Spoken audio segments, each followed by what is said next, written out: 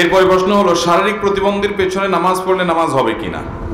যিনি শারীরিক প্রতিবন্ধী তার পিছনে যদি আপনি নামাজ পড়েন, তিনি যদি ইমামতি করেন, নামাজ হয়ে যাবে, নামাজ হবে না এমন কোনো কথা।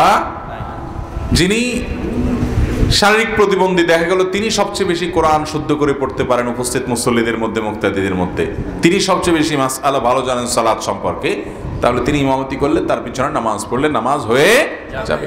হ্যাঁ, যদি এরকম কোনো প্রতিবন্ধকতা তার শরীরে থাকে যেটার কারণে তার পবিত্রতা তিনি ঠিকমতো করতে পারেন কিনা সন্দেহ, অন্ধ মানুষ, বা আপনার এমন কোনো অসুবিধা আছে যেটার কারণে সব রকমগুলো ঠিকমতো আদায় করতে পারেন না, মুসল্লিদের অসুবিধা হয়, তাহলে ওইরকম ব্যক্তিকে ইমাম হিসাবে নিয়োগ দিবেন না, দেওয়া যাবে না।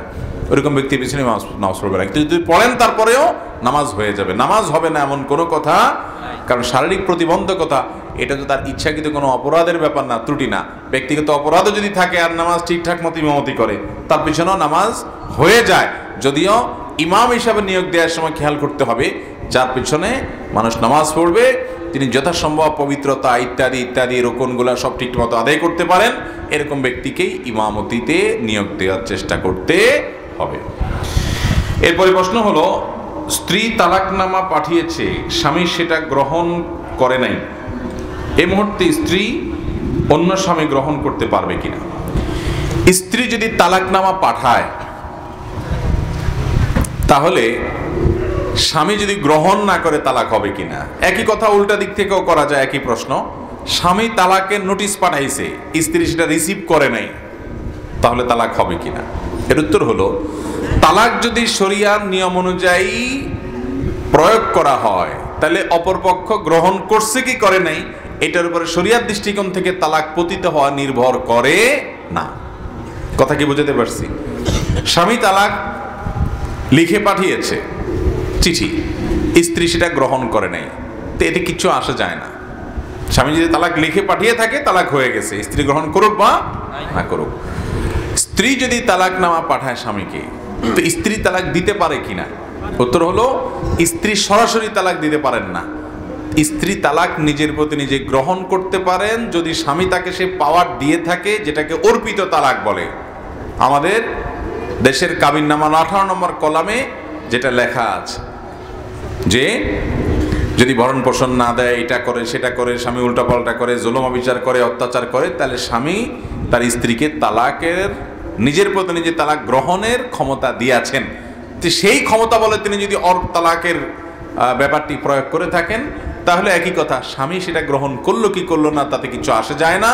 সঠিক নিয়মে হলে অর্পিত তালাক দিয়েও তালাক হতে পারে, কিন্তু বেশিরভাগ ক্ষেত্রে মহিলারা স্বামীকে তালাক দেয়, বলে আমি তোমাকে 1 তালাক 2 তালাক দিলাম। এভাবে তালাক দিলে কোনোদিনই তালাক হবে, কারণ স্বামী তালাক পতিত হওয়ার ক্ষেত্র না।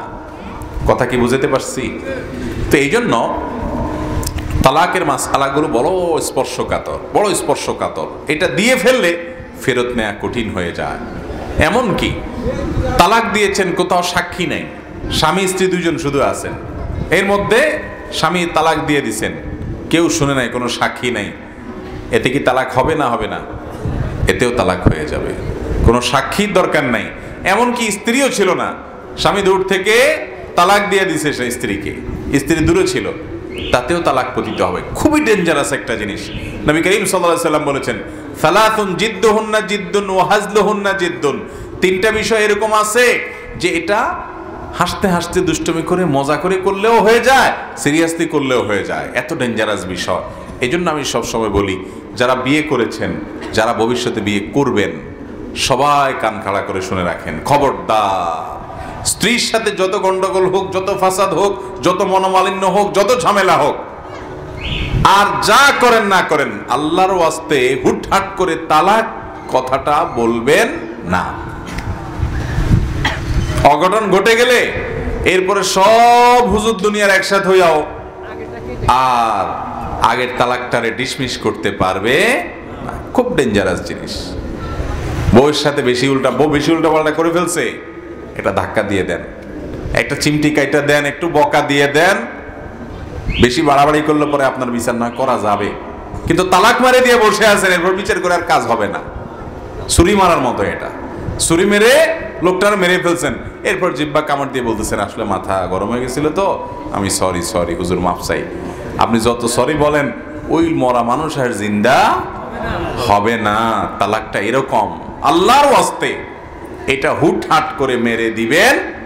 বহুত মানুষ আছে এত ছোট লোকের ছোট লোক, কিছু হইলেই হলো কথায় কথায় তালাক, কথায় কথায় তালাক, আছে না নাই? আল্লাহ তাআলা আমাদেরকে হেদায়েত দান করুন। মহিলাদের মধ্যে কিছু আছে, কিছু হইলেই কয় মানে এক্ষণ তালাক দিয়ে দিবি, আর বারবার চলে যাবো, আছে না নাই? এক্ষণ তালাক দিয়ে দিবি, আমার বারবার চলে যাবো। মনে হয় যে মায়ের হাতের মোয়া চাইতেছে আর কি, ছোট লোক। আবার অনেক স্বামী আছে, সেও এরকম, কিছু হইলেই বলে যে তোমার আমি তালাক দিয়ে দিব, তোমার রাখবো না, তোমার সংসার করবো না, তোমার বারবার চল পাঠিয়ে দিব, এরকম আছে না নাই? এগুলোর বলে ছোট লোক। এই মহিলাও আছে কিছু, পুরুষও কিছু আছে। আল্লাহর ওয়াস্তে তালাকের কথা এরকম হুটহাট করে বলবো খুব ডেঞ্জারাস, হয়ে গেলে আর ঠেকাইতে পারবেন না।